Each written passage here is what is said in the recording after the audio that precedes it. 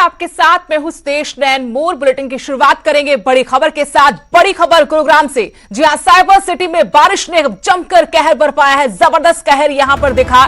जगह जगह पानी पानी था और सारी सड़कें लबालब थी पानी से। इसमें गाड़ियां तक डूब गई। बड़ी मुश्किल से कार सवारों ने अपनी जान बचाई। गोल्फ कोर्स रोड के अंडरपास में पानी भर गया। बारिश ने प्रशासन के दावों की एक बार फिर से पोल खोल दी। ये साइबर सिटी का हाल हो जाता है। एक बारिश के बाद तमाम दावे इंतजामों के किए जाते हैं प्रशासन सरकार की तरफ से, लेकिन हर बार ये दावे बरसात के पानी के साथ ही बह जाते हैं। लेकिन अब तो हालात ऐसे बन गए कि लोगों की जिंदगी भी पानी के साथ बहने लगी। तस्वीरें साइबर सिटी गुरुग्राम की हैं, जहां आप देख सकते हैं कार हाईवे पर किस तरह से डूबी हुई है और इसमें सवार कैसे निकल पाए होंगे, ये सोचकर ही डर लगता है। सहम जाते हैं। गुरुग्राम में बारिश के बाद जो पानी का कहर है वो आप देख सकते हैं तस्वीरों में। जमकर बारिश ने कहर बरपाया है। बड़ी मुश्किल से कार सवार ने अपनी जान बचाई। तस्वीरें गुरुग्राम की हैं, एक्सक्लूसिव तस्वीरें आपको बता रहे हैं। हालांकि दावे तो कई बार हुए हैं इंतजामों के कि पानी की निकासी के सारे इंतजाम पूरे कर लिए गए हैं, लेकिन हर बार बारिश के बाद ये शहर रेंगने लगता है। और तस्वीरें भयावह हैं इस बार जो सामने आई है साइबर सिटी से। ये तस्वीर साइबर सिटी की है। आप देख सकते हैं बीच सड़क पर कितना पानी है और इस पानी के समंदर में एक कार भी समा गई। गनीमत रही कि कार सवार वक्त रहते बाहर निकल आया तो उसकी जान बच गई, वरना कोई बड़ी अनहोनी भी हो सकती थी। हर बार सड़कें यूं ही समुद्र में तब्दील हो जाती हैं। हर तरफ पानी का सैलाब होता है। जहां तक नजरें जाती हैं पानी पानी होता है और यहां वो दावे भी बह जाते हैं जो हर बार किए जाते हैं मॉनसून से पहले।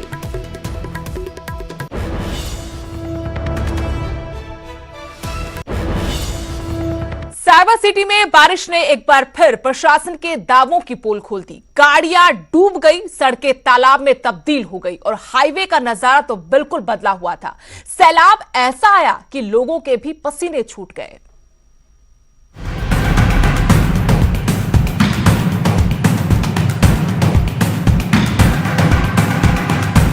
सैलाब ऐसा आया कि पसीने छूट गए। आफत ऐसी कि सड़कें तालाब में तब्दील हो गई। यह तस्वीरें साइबर सिटी की हैं। रुक रुक कर हो रही बारिश से गुरुग्राम के कई इलाकों में पानी भर गया और हाईवे का तो हाल ही मत पूछिए। तस्वीरें आपके सामने हैं।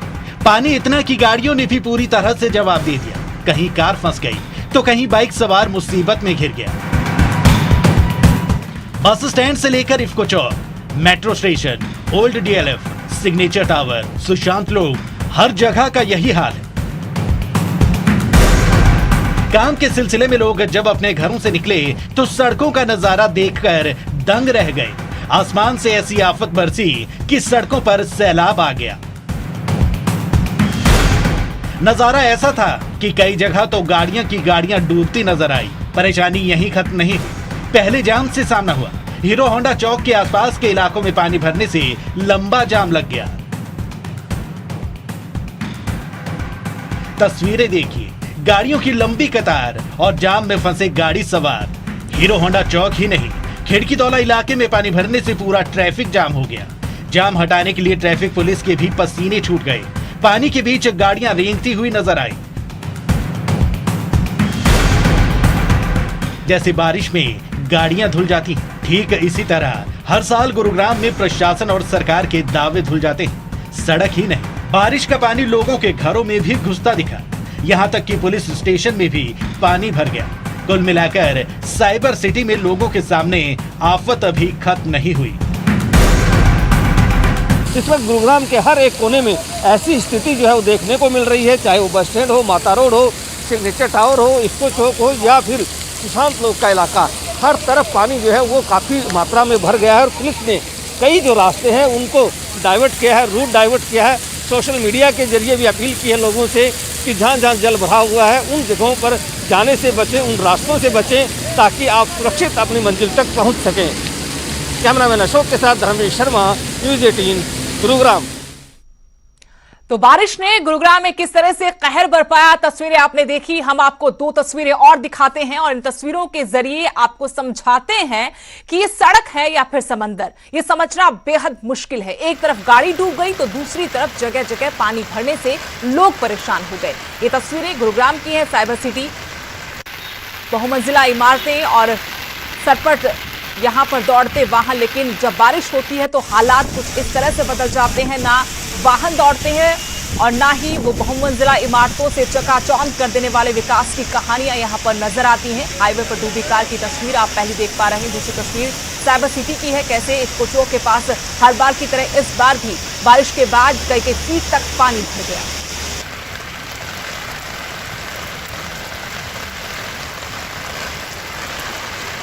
और इस वक्त रुख करेंगे गुरुग्राम का, जहां से मेरे सहयोगी धर्मवीर शर्मा जुड़ गए हैं। धर्मवीर, हर बार बारिश से पहले दावे तो बहुत किए जाते हैं साइबर सिटी के इंतजामों को लेकर, लेकिन एक बरसात बता देती है कि दावों में कितनी सच्चाई है। आज जो बारिश हुई उसके बाद तो गुरुग्राम के हाल बेहाल ही नजर आए। यहां पर सड़कों पर लोगों का निकलना तक दुभर हो गया। लोग सड़कों पर गाड़ी लेकर निकले भी तो कैसे निकले जब वहां पर इतने फीट पानी है और ये तक अंदाजा नहीं लगा सकते कि अगर चले गए तो वापस लौट पाएंगे भी कि नहीं। बिल्कुल सुदेश, देखिए गुरुग्राम जो शहर है इसके बारे में हर सरकार ये दावा करती है कि ये शहर जो है एक तरह से विश्व स्तरीय शहर है, लेकिन आज की ये तस्वीर ना सिर्फ गुरुग्राम बल्कि प्रदेश के लिए भी शर्मनाक तस्वीर है, क्योंकि एक बारिश ने इस शहर की वो तस्वीर सामने ला दी जो दावे किए जाते हैं बिल्कुल उसके उलट है। यानी कि एक बारिश हुई और उसके बाद ये हालात हो गए कि अंडरपास में 15 से 20 फीट का पानी भर गया और उसके बाद अभी भी जो फायर ब्रिगेड की 6 से 7 गाड़ियां हैं वो लगातार ये कोशिश कर रही हैं कि किसी भी तरह से यहाँ पर पानी को निकाला जाए। खुद यहाँ पर नगर निगम कमिश्नर जो है वो मौजूद है, यहाँ मौके पर खड़े हुए हैं और यहाँ पर दोनों तरफ अगर मैं बात करूं अंडरपास के तो करीब 8 फायर ब्रिगेड की गाड़ियों को लगाया गया है जो कि पानी को निकाल रही हैं और पिछले करीब 4 घंटे से इस पानी को निकालने की जो एक तरह से कोशिश है वो की जा रही है, लेकिन महज 4 इंच ही पानी निकाल पाए हैं। ये अंडरपास जो है ये करीब 1.5 किलोमीटर लंबा अंडरपास है जो कि गुरुग्राम का सबसे लंबा अंडरपास है। यहाँ पर करीब 6 से 8 फायर ब्रिगेड लगाई गई है। इसके अलावा म्युनिसिपल कॉर्पोरेशन की तरफ से ट्रैक्टर जो है वो भी लगाए गए हैं दूसरे छोर के ऊपर ताकि इस पानी को जल्द से जल्द निकाला जाए। कुछ देर पहले जब मैंने नगर निगम कमिश्नर से बातचीत की थी तो उनका ये दावा था कि आज शाम तक किसी भी तरह से इस अंडरपास से पानी निकाल दिया जाएगा, लेकिन जिस तरह से ये पानी भरा हुआ है, जितना गहरा ये पानी है, उससे नहीं लगता कि आज शाम तक ये पानी को निकाल पाएंगे। हालांकि ये अकेले एक इसी अंडरपास की कहानी नहीं है, बल्कि जो इक्को चौक है और साथ में राजीव चौक है उसको भी कहानी कुछ ऐसी ही है। जब 2016 में जब महाजाम गुरुग्राम ने देखा था तब हरियाणा सरकार ने दावा किया था कि आने वाले समय में गुरुग्राम में जो विकास है उसको और ऊंचाई दी जाएगी।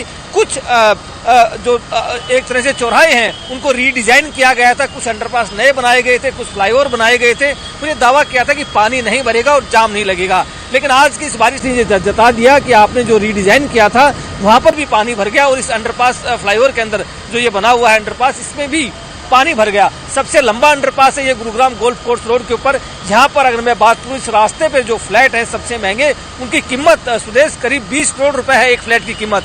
तो सोचिए जो लोग 20 करोड़ रुपए देकर के जिस घर में रह रहे हैं उस घर में जाने के लिए रास्ता आज नहीं है लोगों के पास। इस पानी में से होकर के गुजरना पड़ रहा है और इस पानी में से होकर के भी गुजरना बेहद मुश्किल है। कई गाड़ियां आज इस पानी में डूबी हैं, कई लोगों की बेमुश्किल से जान बची है, कई लोगों को बेमुश्किल बचाया गया है और कई गाड़ियां अभी भी पानी में डूबी हुई हैं, उनको निकाला नहीं जा सका है, क्योंकि कोशिश यही है कि पहले इस पानी को निकाला जाए तब कहीं रास्ता बनेगा कि वो गाड़ियां बाहर निकल पाएं। तो आज की इस तस्वीर ने जता दिया कि जो नगर निगम और गुरुग्राम महानगर डेवलपमेंट अथॉरिटी जो करोड़ों रुपए खर्च करती है हर साल ड्रेनेज सिस्टम के ऊपर, उसकी पोल आज इस बारिश ने खोल दी है। सुदेश जी, शुक्रिया धर्मवीर तमाम जानकारी के। तो ये पोल पहले भी कई दफा खुल चुकी है, लेकिन हर बार इंतजामों के वही बड़े बड़े आसमान छूते दावे किए जाते हैं, लेकिन सिर्फ फाइलों तक दबकर ये रह जाते हैं और फाइलों में ही काम होता है। जमीनी हकीकत क्या है गुरुग्राम की, ये आज की बारिश के बाद एक बार फिर तस्वीरों के जरिए आप तक पहुंचा रहे हैं। ये भागता दौड़ता शहर थम गया है और अब तो हालात ऐसे हैं कि घरों से बाहर तक निकलना मुश्किल हो गया है, क्योंकि चमचमाती सड़कों पर करीब 20 फीट तक पानी भरा हुआ है।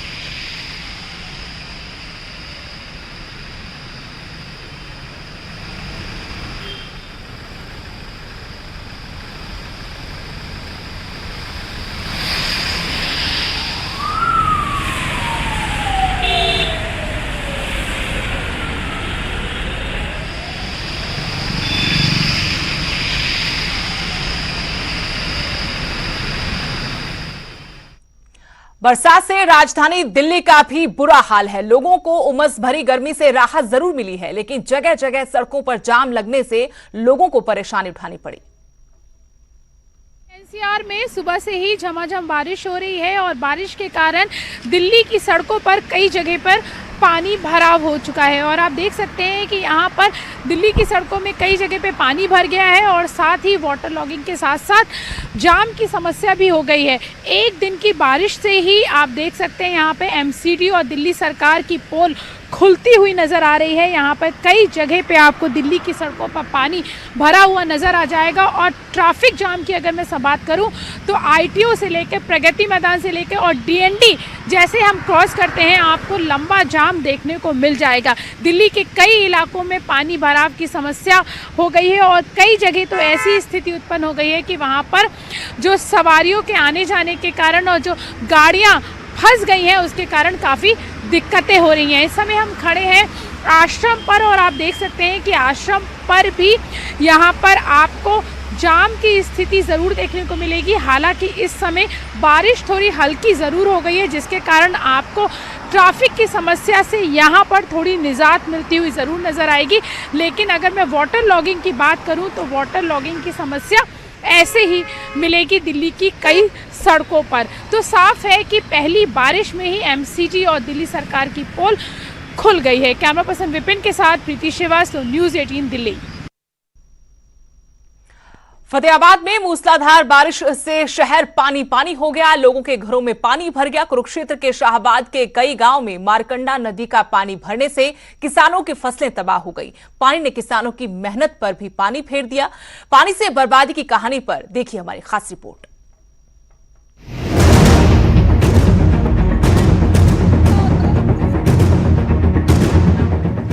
प्रशासन की बदइंतजामी का खामियाजा हर लोगों को भुगतना पड़ा। फतेहाबाद में मंगलवार सुबह हुई मूसलाधार बारिश ने हर तरफ पानी पानी कर दिया। गलियों से लेकर सड़क और घर से लेकर चौक चौराहों तक जहां देखो वहां पानी नजर आ रहा है। शहर के निचले इलाकों में तो हालात बद से बदतर हो गए। घरों में पानी घुस गया।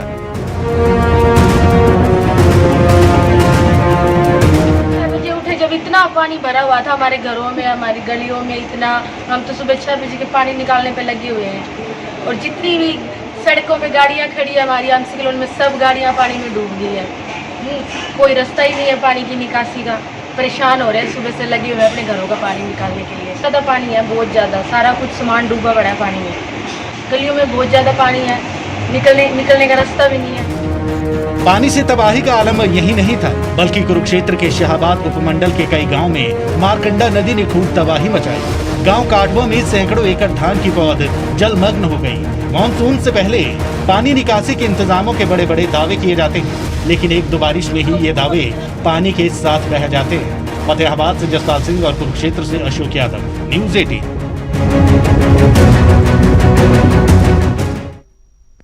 अब बड़ी खबर चंबा से, जहां एक कोविड केयर सेंटर में कोरोना वायरस से संक्रमित मरीजों के जाम छलकाने और चिकन खाने की तस्वीरें वायरल हो रही हैं। दावा किया जा रहा है कि ये तस्वीरें चंबा जिले के एक कोविड केयर सेंटर की हैं। जिला प्रशासन ने स्वास्थ्य विभाग को जांच के आदेश दिए हैं। वायरल तस्वीरों में 3 लोग बैठे नजर आ रहे हैं। वो शराब के साथ चिकन खा रहे हैं। तस्वीरों के सामने आने पर प्रशासन और स्वास्थ्य विभाग की कार्यप्रणाली पर सवाल उठने लगे हैं। सवाल उठ रहे हैं कि कोविड सेंटर में शराब और चिकन कैसे पहुंचा। कोविड केयर सेंटर में मरीज के परिवार के किसी सदस्य को आने की इजाजत नहीं होती, उसके बावजूद यहां पर इस तरीके से जाम छलकाए जा रहे हैं।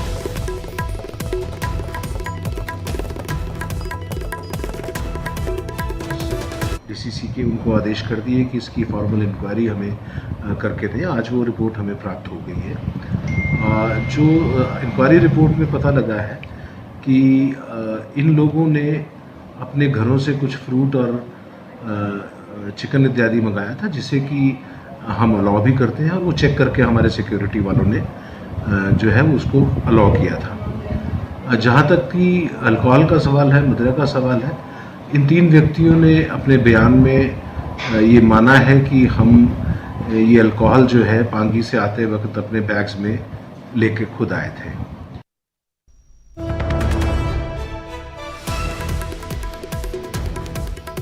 चलिए इस मामले पर और जानकारी अपडेट लेंगे। मेरे सहयोगी चंबा से हेम सिंह ठाकुर फोन लाइन जुड़े हैं। हेम सिंह, काफी गंभीर मामला है और अब तो रिपोर्ट भी मिल गई है अधिकारियों को। अधिकारी बता रहे हैं कि किस तरीके से चिकन आया और उसके बाद शराब की बोतलें खुद लेकर आए। जब ये खुद लेकर आए उस वक्त चेकिंग क्यों नहीं की गई? जी सुदेश, मैं आपको बताना चाहता हूँ, ये जो फोटो वायरल हुआ है ये इन मरीजों ने खुद ही वायरल किया था और ये जब अधिकारियों को पता चला तो उन्होंने जांच के आदेश जारी किए थे। तो उसमें पता चला था, इन्होंने खुद कबूला है कि जो हमने घर से जो थे चिकन और जो खाने का सामान मंगवाया था, लेकिन जो अल्कोहल की बात की तो अल्कोहल इन्होंने कहा कि पांगी से लाए थे। ये जो मरीज हैं ये पांगी से वहाँ पे पॉजिटिव आए थे और यहाँ पर Chamba Covid care centre Sarol में लाया गया था और उन्होंने खुद कबूला है कि हम जो थे शराब की बोतल वहां से लाए थे। अब जब ये ठीक होंगे तो उस समय जांच होगी कि जब ये लोग यहाँ आ रहे थे इनके बैग की चेकिंग क्यों नहीं की गई, जब ये खाना इनका जब घर से लाया जा रहा है तो इनकी चेकिंग क्यों नहीं की गई। तो ये सब जांच का विषय है। सीएमओ चंबा ने साफ तौर पर कहा है जैसे ही इनको यहाँ से छुट्टी होगी, जब ये ठीक होंगे, नेगेटिव पाए जाएंगे तो यहाँ से इनकी जो है आगे की जो कार्रवाई होगी उनके ऊपर। जी सुरेश, शुक्रिया हेम सिंह जानकारी के लिए। तो आगे कार्रवाई होगी जब ये मरीज यहां से ठीक होकर जाएंगे। लेकिन फिलहाल एक गंभीर मामला है कि कोविड केयर सेंटर में किस तरीके से ये मरीज मौज मस्ती कर रहे, शराब पी रहे हैं और चिकन खा रहे हैं। हालांकि खाना अंदर ले जाने की अनुमति प्रशासन की तरफ से दी गई है, लेकिन शराब यहां पर पी गई और फिर इनकी तरफ से ही इस पूरी पार्टी की फोटो वायरल कर दी गई।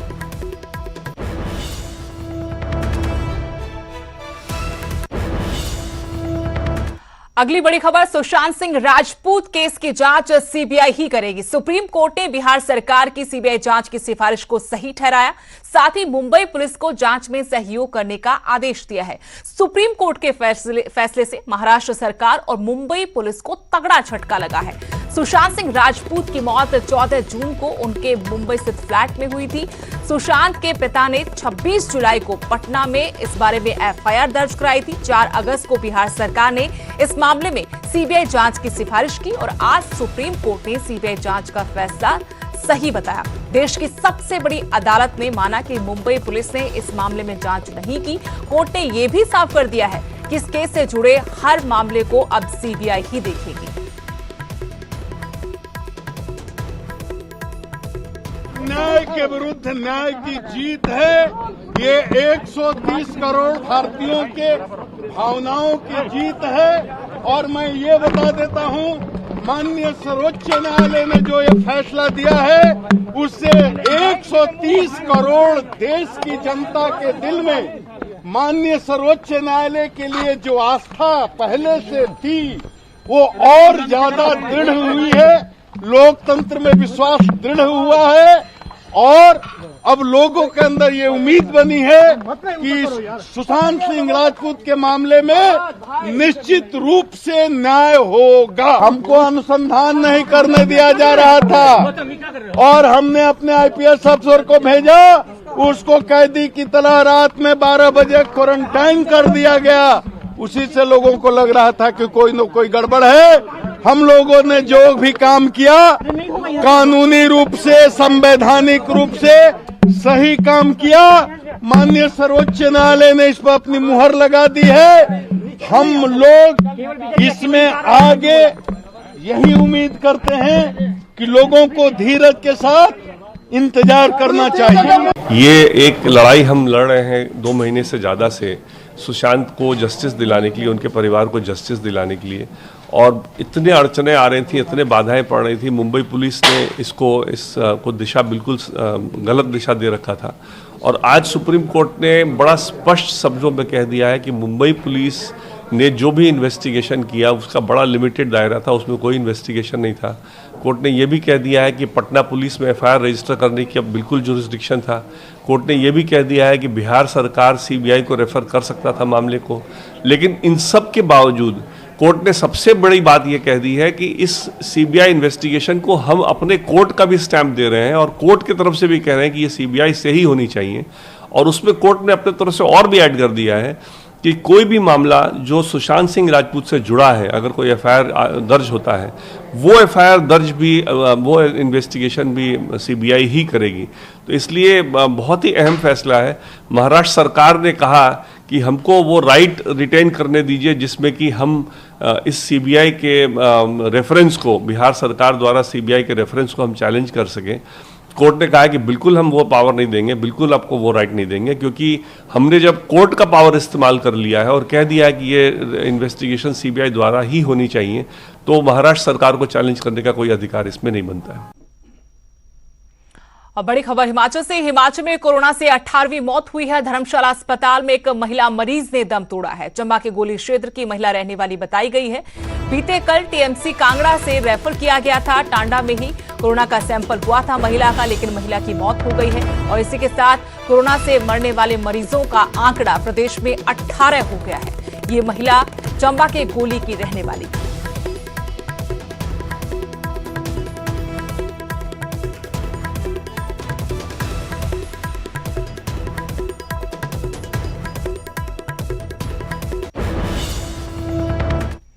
अगली बड़ी खबर चंबा से। चंबा में डबल मर्डर हुआ है और डबल मर्डर से सनसनी फैल गई है। गौशाला से युवक और युवती के शव बरामद हुए हैं।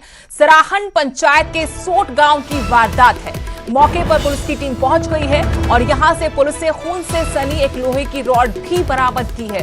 बड़ी खबर चंबा से, जहां डबल मर्डर से सनसनी फैली हुई है। गौशाला से युवक और युवती के शव बरामद हुए हैं। सराहन पंचायत के सोट गांव की वारदात है। पुलिस मौके पर पहुंच चुकी है, अपनी तफ्तीश पुलिस कर रही है। पुलिस ने यहां से खून से सनी एक लोहे की रॉड भी बरामद की है।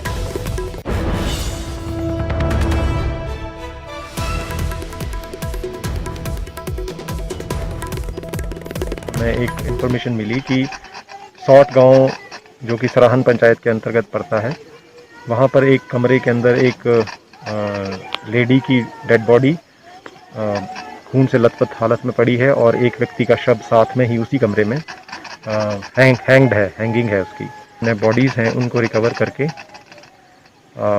मेडिकल कॉलेज भेज दिया है दोनों की बॉडीज़ को पोस्टमार्टम के लिए, और बाकी की इन्वेस्टिगेशन अभी जारी है।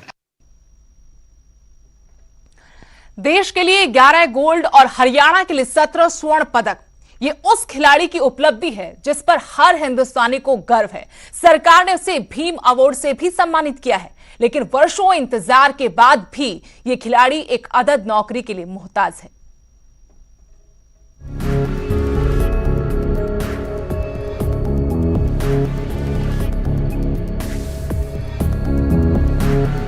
सोने के इन गोल्ड मेडल्स की चमक सालों बाद भी बिल्कुल वैसी ही है, लेकिन जिस खिलाड़ी ने देश और प्रदेश का नाम रोशन किया, उसकी उम्मीदों ने अब जवाब दे दिया है। चरखी दादरी के गांव आदमपुर दारी की कबड्डी खिलाड़ी प्रियंका ने देश के लिए 11 गोल्ड और हरियाणा के लिए 17 स्वर्ण पदक जीते हैं। देश को सोने का तमगा दिलाने के लिए दिन रात मेहनत की, विश्व में नाम भी चमकाया। बावजूद इसके सपना पूरा नहीं हुआ। इंडिया के लिए खेल लूँ 11 बार, तो 11 गोल्ड तो मेरे इंडिया के हैं और हरियाणा की तरफ से मैं 17 गोल्ड दे चुकी हूँ। क्योंकि फिर भी उन्होंने हरियाणा की तरफ से खेल रहे हैं, फिर भी मेरे को जॉब नहीं, मेरा हक है, मेरा हक है, तो मेरे को जॉब तो देनी चाहिए उन्होंने। बस मैं बात ज़्यादा मांग नहीं कर रही, मेरा हक है वो तो दो मेरे को। साल 2012 में कबड्डी वर्ल्ड कप जीता तो लगा कि इनाम के साथ अच्छी नौकरी भी मिल जाएगी, लेकिन किसी ने पूछा तक नहीं। फिर साल 2014 एशियन गेम्स में गोल्ड मेडल जीता, लगा अब तो किस्मत बदल जाएगी, लेकिन देश के इस स्टार प्लेयर का दर्द आज भी झलकता है। परिवार को भी इस बात का मलाल है कि सरकार ने केवल आश्वासन दिया, नौकरी नहीं। एक मन टूटता है एक प्लेयर का, तो यही कहना है कि मतलब पहली एक खिलाड़ी हूँ मैं जो भीम अवार्डी है कबड्डी में, कोई भी और किसी को भीम अवार्ड नहीं मिला, फिर भी सरकार ने ये किया है, तो घर वाले भी थोड़ा सा मोरल डाउन होता है और मेरा भी होता है। जी मलाल है हमारे को, आप लड़की को जॉब नहीं मिला, लड़की को भी बहुत मलाल है इस चीज़ का। लड़की को तो हम बोल रहे हैं बेटा कोई बात नहीं यार, मिलेगी नौकरी, आपका हक है, इस चीज़ में कोई वो दो राय नहीं। प्रियंका को सरकार ने भीम अवार्ड से भी सम्मानित किया है और ये सब उसकी काबिलियत के बल पर मिला है, लेकिन एक खिलाड़ी का हौसला तब टूटता है जब उसे उसका हक नहीं मिलता है। प्रदीप साहू, न्यूज़ 18 दादरी।